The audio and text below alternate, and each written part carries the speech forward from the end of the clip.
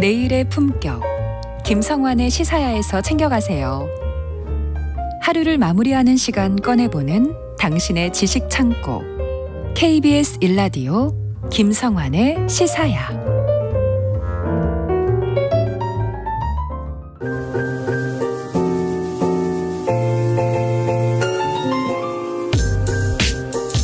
흥미로운 미술 세계로 안내해드리는 시간이죠. 미술랭 가이드 홍지혜 아트 디렉터와 함께하겠습니다. 안녕하세요. 네, 안녕하세요. 오늘은 소개하실 그림을 제가 살짝 얘기를 들었는데요. 네. 좀 그림 자체는 좀 섬뜩한 느낌이 들어요. 그렇죠. 네. 제가 오늘 소개해드릴 그림들이요. 네. 한 여인이 남자의 목을 베어들고 있는 그림이거든요. 목을 베어서 이렇게 들고 있어요. 네. 아마도 어디선가 다들 한 번쯤은 보셨을 겁니다. 네. 그런데요, 이게 모두 한 여인이 아니라는 사실은 대부분 모르고 계실 거예요. 네. 명화 속에 자주 등장하지만 비슷해서 헷갈리는 목을 베는 두 여인이 있는데요. 네. 한 명은 적장의 목을 벤 그 이스라엘 민족을 구한 영웅이고요. 네. 또 한 명은 세례 요한의 목을 탐한 악녀입니다. 성녀와 악녀. 이렇게 다른 두 여인인 바로 유디트와 살로메인데요. 오늘은 서양 화가의 그림 속에 자주 등장하는 이 두 여인의 이야기와 또 그림 속에서 이들을 구별하는 방법을 이야기해드리고자 합니다. 자꾸 들어도 까먹고 그쵸, 그래가지고요. 맞아요. 얘기를 해주셔도 좀 헷갈릴 것 같은데 네. 일단 유디트와 살로메 네. 어떤 사람인지 이걸 사람이라고 해야 될지 모르겠는데 네. 어떤 인물인가요? 네, 우선 유디트 이야기를 먼저 해드릴게요. 네. 유디트는 구약 성경의 외경인 유디서 13장에 나오는 인물인데요. 네. 이스라엘의 베톨리아라는 마을의 과부였습니다. 어느 날 이 작은 마을에 아시리아 군대가 쳐들어오는 거예요. 네. 근데 이때 유디트가 그러니까 젊은 여자인데 네. 하녀와 단둘이 적진에 뛰어듭니다. 유디트가 원래 마을에서도 행실이 바르고 아름답기로 소문이 난 그런 사람이었는데요. 아름다운 외모로 이제 적장인 홀로페르네스를 유혹한 다음에 네. 술에 취하게 한 뒤 적장이 잠든 틈을 타 단칼에 적장의 머리를 베어버린 겁니다. 대장이 죽었잖아요. 네. 그래서 이제 아시리아군이 혼비백산하는 사이에 예. 그 마을 사람들이 군대를 몰아내고 다시 평화가 찾아왔다는 그런 이야기인데요. 그녀 덕에 이제 이스라엘이 위기에서 벗어난 거죠. 그래서 성녀가 됐다. 네. 예. 이거 우리나라 농계하고 약간 비슷한데 맞아요. 동서양의 또 차이인 것 같아요. 네. 왜냐면 그 유디트는 적장의 목을 베고 자기는 살아남았잖아요. 맞아요. 논개는 우린 같이 끌어안고 뭐 같이 맞아요. 약간 동서양의 차이인가요? 그런 차이가 있는데요. 여성적 매력과 전사의 용맹함을 모두 갖춘 이 유디트 이야기는요. 네. 여성의 용기와 지혜 그리고 독립성을 상징을 하면서 중세부터 르네상스 그리고 현대에 이르기까지도 다양한 예술가들한테 영감을 주고 있거든요. 재밌는 건요. 시대에 따라 그리고 화가에 따라 다른 해석을 하고 있다는 점이 좀 재밌는 점인 것 같아요. 그 유디트 그림을 그린 화가들은 어떤 사람들이에요? 굉장히 많은데요. 아, 그래요? 제가 좀 나열을 해보자면 예. 오늘 다 설명드릴 수는 없지만 네. 도나텔로, 보티첼리, 만테냐, 젠틸레스키, 티치아노, 렘브란트, 루벤스 등등 이 외에도 더 있는데요. 예. 정말 많은 작가들이 유디트를 뮤즈로 삼고 있어요. 예. 작가마다 어떻게 해석을 달리 했는지 그 살펴보는 것도 그 감상의 포인트가 될 수가 있는데요. 예. 그 가장 복수를 하는 걸 좋아하나? 왜 그러지? 네. 가장 많은 사람들이 알고 있는 게 1599년에 그린 카라바조가 그린 유디트입니다. 이 작품이 논란이 됐었던 이유는요. 바로 목을 베는 순간을 그렸기 때문인데요. 네. 제가 이제 순간이라고 표현한 이유가 이전에 유디트를 주제로 한 작품들은 대부분 목을 베기 전에 긴장되는 상황 그런 걸 준비하는 그런 상황을 그리거나 네. 아니면 목을 벤 후에 용맹스러운 그 이제 약간 그런 모습들을 그렸는데요.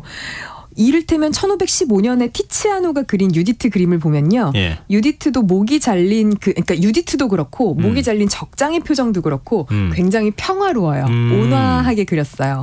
근데 카라바조는요. 원래도 소위 그 종교화를 그리는데 매운맛 종교화를 그리는 걸로 유명했었거든요. 괴팍하다고 예전에 설명해 주셨잖아요. 네. 카라바존. 맞아요. 굉장히 생생하게 잘 그려서요. 네. 예배당에서 앞다퉈서 이제 그림을 의뢰했던 그런 작가인데 카라바조가 생각하기에는 목을 썰고 있는 그 순간이야말로 이제 가장 극적인 장면이면서 그렇기 때문에 화가라면은 응당 그 장면을 그려야 되지 않을까 이러면서 이제 그 장면을 표현을 하게 된 거죠. 근데 좀 그림으로만 보면 네. 좀 그렇잖아요. 맞아요. 그건 너무 잔인하잖아요. 리얼하잖아요. 맞아요. 근데 카라바조의 유디트는 어떤 면에서 좀 차이가 있어요? 네, 그 유디트를 그린 그림들이요. 모두 젊은 여인과 그리고 적장에 목을 베는 칼 그리고 적장의 머리 이렇게 등장을 대부분 하는데요. 네. 여기까지는 동일해요. 네. 근데 카라바조의 유디트에서 확인을 할 수 있는 것은 복잡한 심경의 표현이 굉장히 잘 드러나 있거든요. 작품에는요. 흰 블라우스 소매를 걷어올리고 금발의 머리를 한 굉장히 앳된 소녀가 등장을 합니다. 네. 이게 바로 유디트죠. 그리고 왼손으로는 홀로페르네스의 머리채를 쥐고 오른손으로는 그의 목을 반 정도 베고 있는 다소 잔인한 그림인데요. 네. 여기서 표정이 굉장히 관건이에요. 그러니까 표정이 결의에 차 있는데 동시에 미간을 살짝 찡그려서 약간은 이제 본인도 이런 게 처음일 거잖아요. 그러니까 약간은 그렇죠. 혐오스러운 듯한 막 이제 이런 표정을 또 동시에 짓고 있고요. 예. 그러면서 또 동시에 사명감을 갖고 있는데 또 한편으로는 불안한 그런 아주 묘한 표정을 짓고 있는데요. 또 그 포즈가요. 남성의 머리를 최대한 멀리서 쥔 채로 칼을 베고 있어서요. 네. 그러니까 결의에는 찼지만 이런 행동이 처음인 듯한 그런 굉장히 서툰 칼질이 잘 표현이 되어 있어요. 네. 그래서 전반적으로 분노와 공포 사이의 복잡한 신경을 잘 보여준다라고 할 수가 있고요. 또 게다가 카라바조가 그림을 굉장히 잘 그렸기 때문에 약간은 연극의 거의 절정인 클라이막스 부분처럼 에너지가 가득한 그런 화폭을 볼 수가 있습니다. 근데 카라바조에 대해서 예전에 설명해 주신 적 있잖아요. 네네. 살인을 저질렀다 뭐 이런 얘기도 하셨던 게 기억이 잘 나는데. 기억을 하시네요. 근데 어떤 심리적으로 보면은 카라바조가 홀로페르네스일까 아니면은 유디트일까 그런 생각이 문득 들었어요. 누군가는 이 적장의 머리에 본인을 대입을 해서 이제 본인이 살인을 저지른 거를 약간 이제 뭐 회개하는 그런 그럴 수도 있겠네요. 그림이다라고 누군가는 해석을 하기도 하는데요. 예. 사실상 카라바조가 살인을 저지른 것보다 이 그림을 그린 게 더 먼저예요. 아, 그래요? 그래서 살인을 그 이제 좀 뭐 회개하고 있다 이런 건 다른 그림 안에 표현이 된 걸로 저는 알고 있고요. 네. 카라바조가요. 그때 이제 못 들으신 분들을 위해서 제가 어느 정도로 이렇게 괴팍했던 사람인지 설명을 드리자면요. 경찰 수배만 17번, 그리고 감옥 수감만 7번이나 된 작가인데요. 신의 축복이라고 하면은 그림을 그리는 재능이었고 신의 저주라고 한다면 굉장히 이제 난폭한 성격이었겠죠. 결국에는 살인까지 저지르는데요. 그래서일까 작품에는 그 폭력적인 상황이 굉장히 드라마틱하게 잘 표현된 것 같아요. 그거 그리는 사람도 편치는 않았을 거거든요. 그쵸. 근데 너무 아주 구체적이고 아주 상세하게 네. 그려놨어요. 근데 또 그런 이제 일도 많이 저지르고 살인까지 저지른 사람이라면 그 몸 안에 그러니까 정신적으로도 분노가 되게 많았던 사람일 것 같고 맞아요. 그렇기 때문에 그게 이제 손이 좋으니까 그림 속에 잘 표현이 된 것이 아닐까 싶은데요. 네. 확실히 어떤 작가가 그리냐에 따라서 이제 그림 안에 녹여 있는 작가의 삶이 좀 투영된 것들이 보이는데요. 네. 이와 굉장히 이제 비교가 될 수 있는 걸로는요. 여성 화가인 젠틸레스키라는 사람이 네. 1614년에 그린 유디트는 조금 다른 분위기입니다. 네. 빛과 어둠의 극명한 대비 등 극적인 효과는 비슷해요. 특히 이 젠틸레스키가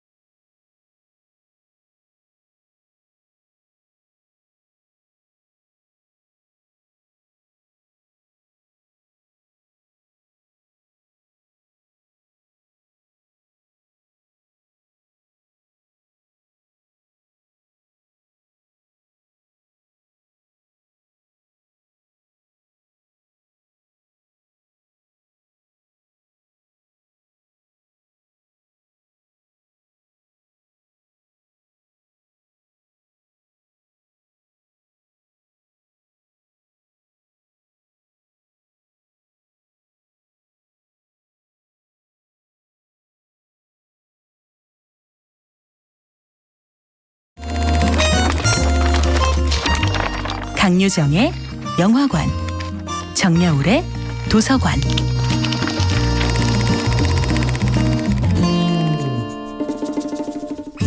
안녕하세요. 무심히 지나쳤던 영화를 돌아보며 삶의 마디를 짚어보는 평론가 강유정의 영화관입니다. 오늘은 우디 앨런 감독의 매치포인트와 함께하겠습니다.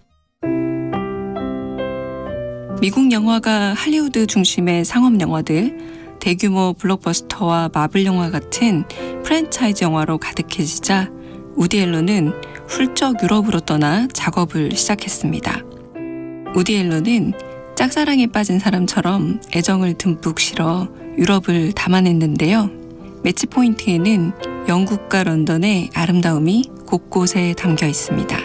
코벤트 가든의 오페라 극장, 벨그라비아, 헤들리의 별장, 사치 갤러리, 테이트 미술관, 템즈강, 그리고 주인공 크리스가 사랑하는 오페라의 아리아들이 영화의 처음부터 끝까지 내내 흐릅니다.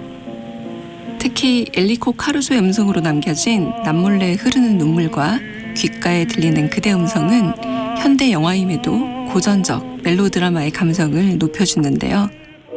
이탈리아 출신의 엘리코 카루소는 처음으로 오페라 아리아를 음반으로 녹음한 테너입니다.